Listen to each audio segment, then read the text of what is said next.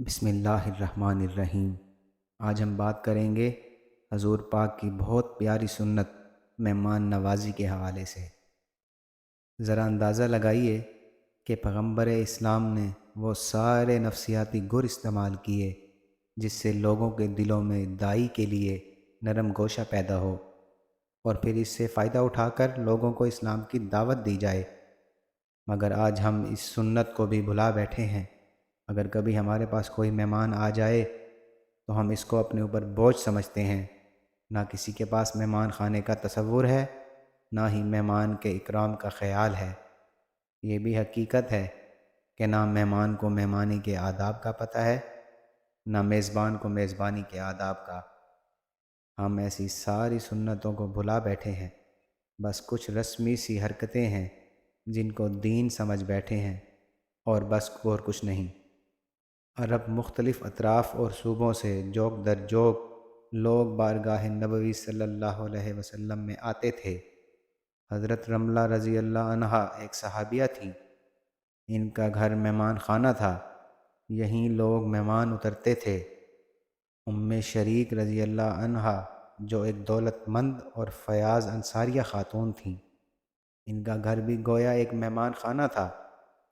مخصوص لوگ وہیں اتارے جاتے تھے، چنانچہ وفد ثقیف یہیں اترتا تھا۔ حضرت صلی اللہ علیہ وسلم خود بنفس نفیس ان مہمانوں کی خاطرداری اور تواضع فرماتے تھے۔ یوں بھی لوگ حاضر ہوتے تھے تو بغیر کچھ کھائے پیے واپس نہ آتے۔ فیاض میں کافر و مسلمان کا امتیاز نہ تھا، مشرک و کافر سب آپ صلی اللہ علیہ وسلم کے مہمان ہوتے، اور آپ صلی اللہ علیہ وسلم یکساں ان کی مہمان نوازی فرماتے۔ جب اہل حبشہ کا وفد آیا تو آپ صلی اللہ علیہ وسلم نے خود اپنے ہاں ان کو مہمان اتارا اور خود بنفس نفیس ان کی خدمت کی۔ ایک دفعہ ایک کافر مہمان ہوا، آپ صلی اللہ علیہ وسلم نے ایک بکری کا دودھ اسے پلایا، وہ سارے کا سارا پی گیا۔ آپ صلی اللہ علیہ وسلم نے دوسری بکری منگوائی، وہ بھی کافی نہ ہوئی، غرض 7 بکریوں تک نوبت آئی، جب تک وہ سیر نہ ہوا۔ آپ صلی اللہ علیہ وسلم پلاتے گئے۔ کبھی ایسا ہوتا کہ مہمان آ جاتے اور گھر میں جو کچھ موجود ہوتا وہ ان کی نظر ہو جاتا، اور تمام اہل و عیال فاقہ کرتے۔ آپ صلی اللہ علیہ وسلم راتوں کو اٹھ اٹھ کر اپنے مہمانوں کی خبر گیری کرتے تھے۔ صحابہ رضی اللہ عنہم میں سب سے مفلس اور نادار گروہ اصحاب صفا کا تھا۔ وہ مسلمانوں کے مہمان عام تھے، لیکن ان کو زیادہ تر خود حضرت صلی اللہ علیہ وسلم کے مہمان ہونے کا شرف حاصل ہوتا۔ ایک بار آپ صلی اللہ علیہ وسلم نے فرمایا، جس شخص کے پاس 2 آدمی کا کھانا ہو وہ ان میں سے 3 آدمی کو، اور جن کے پاس 4 آدمی کا کھانا ہو وہ ان میں سے 5 آدمی کو ساتھ لے جائے۔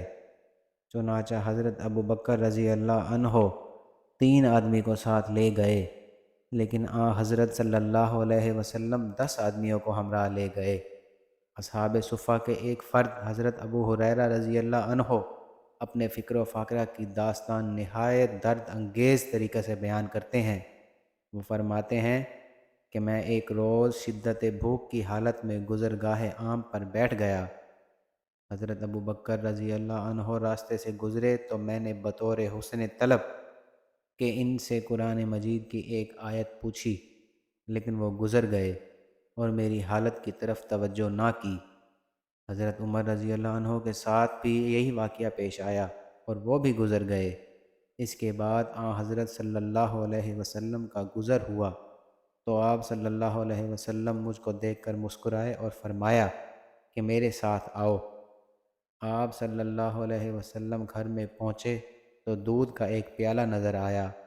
آپ صلی اللہ علیہ وسلم نے دریافت فرمایا تو معلوم ہوا کہ کسی نے ہدیۃً بھیجا ہے۔ آپ صلی اللہ علیہ وسلم نے مجھ سے فرمایا کہ اصحاب صفا کو بلا لاؤ۔ میں ان کو بلا لایا تو آپ صلی اللہ علیہ وسلم نے مجھ کو دودھ کا پیالہ دیا کہ سب کو تقسیم کر دو۔ حضرت صلی اللہ علیہ وسلم کے گھر میں ایک پیالہ اس قدر بھاری تھا کہ اس کو 4 آدمی اٹھا سکتے تھے۔ جب دوپہر ہوتی تو وہ پیالہ آتا اور اصحاب صفہ اس کے گرد بیٹھ جاتے، یہاں تک جب زیادہ مجمع ہو جاتا تو حضرت صلی اللہ علیہ وسلم کو اکڑوں بیٹھنا پڑتا تاکہ لوگوں کے لیے جگہ نکل آئے۔ سبحان اللہ۔